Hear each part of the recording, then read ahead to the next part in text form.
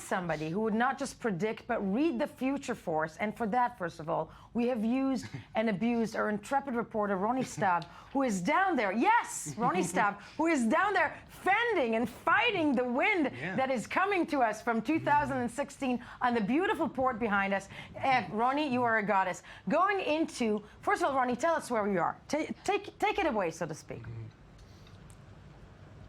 Hi, Yael. It's been a while since we saw each other.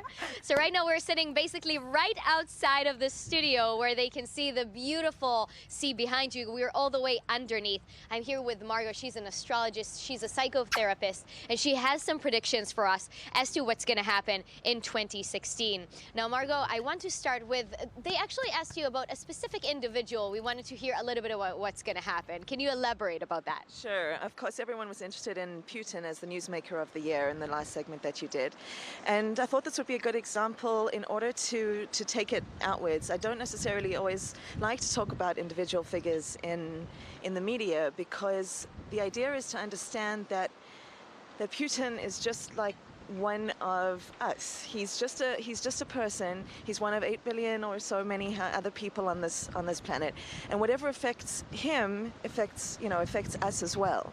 And I looked at his chart, however, and I did see that there were some very strong transits that he had. A transit is when a planet affects the natal, the birth chart at the moment of birth. And this last year, he had Saturn opposing his moon. So what this kind of made for him is that he actually didn't have such an easy year.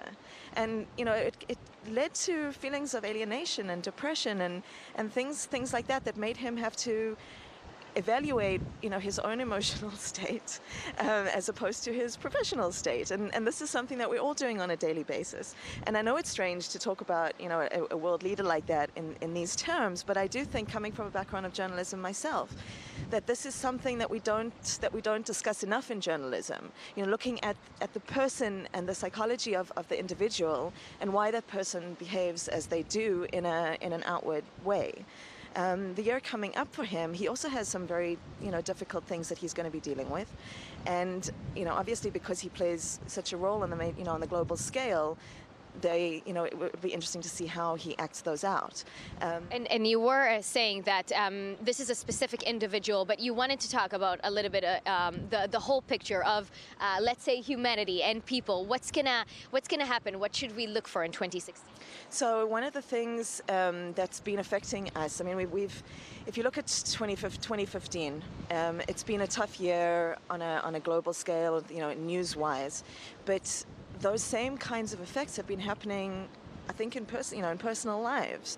What we see on a global scale is also what happens in our own lives. And this is something I'm encountering a lot in my clients is a feeling of despair. And especially over the last few months, pretty much around the time where the incidents of terror here and elsewhere in the world, in Paris, began. The main feeling that we've got is the feeling that Neptune and Saturn. So Neptune represents things that are unsure, like delusions and illusions, and Saturn is our sense of reality. So these two are clashing, and this is also clashing on Putin's chart. So his sense of reality is also not going to be so stable as the year comes on, and it's very difficult for us because it's kind of these examples of terror have really shaken our sense of what is and what isn't and what we see. Is there hope?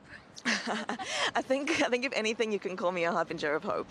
That the point is to focus on the hope, and the point is, Bill Clinton spoke at Rabin's memorial a few months ago, and he said every morning, even if we're not on our game, we have to wake up and choose hope over fear. And I can say the same, that we can choose hope over despair.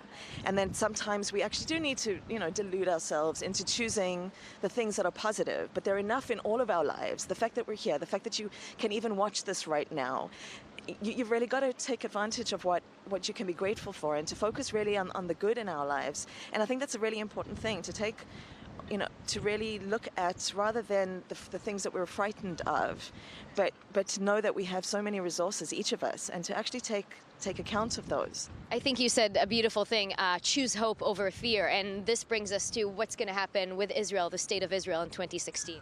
So again, I'm not going to talk about the whole state of Israel, but the one thing that I see again and again, playing out in Israel's chart is Israel has a lot of Leo in their chart, and Leo is the gregarious, loud performer, what always needs to be in the public eye. But it's not that they're in the public eye because of the need, but it's actually because of what they have to give. And this is something that I think is unfortunately not focused on enough in Israel, is that we end up being in the public eye through kind of antagonistic reasons, through, people, external forces looking at us in ways that are not.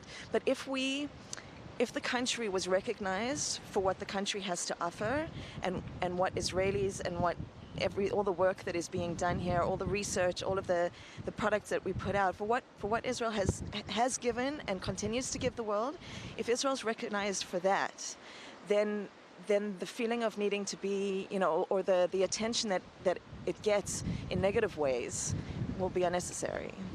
So basically shift our energy, moving towards the bright side, the more optimistic side, choose hope over fear, and kind of channel a more energetic and optimistic kind of... Exactly. I have this phrase that I've termed tikkun mazal, tikkun olam. That if we can work in our own lives on the things that we can fear on the other, then we can change the world. We really have a responsibility. We as people have just as much importance and effect as anybody else, including Putin. Beautiful resolution for 2016. Basically, fix yourself, fix your word. Tikkun olam. Tikkun olam. Ronnie Stab. Margot, thank you so much for your time. Yael, this is, I think, important things to kind of keep in mind for New Year's resolution. Fix yourself, and that way you'll fix the world. You'll fix the world. Thank you, Ronnie Stab. And Margot, that was our resident astrologer, so to speak, from downstairs below, and the fabulous Ronnie Stab. And Ami Kaufman, I'm going to finish this year by reminding you something that's very important. Okay. Vladimir Putin's just one of us. He is, right? He is. He even He's kind of looks like one me. of us. I kind of feel like I feel I'm channeling Vladimir. Yeah. Honey, Happy New Year. Would Vladimir Putin do this? He wouldn't do that. That's only Ami Kaufman. Amen. Here's to all of you back home. Do not forget to tune in 2016 to the morning edition on I-24 News, because it's the place you should be every single morning, because we get to do this. Happy New Year. Happy.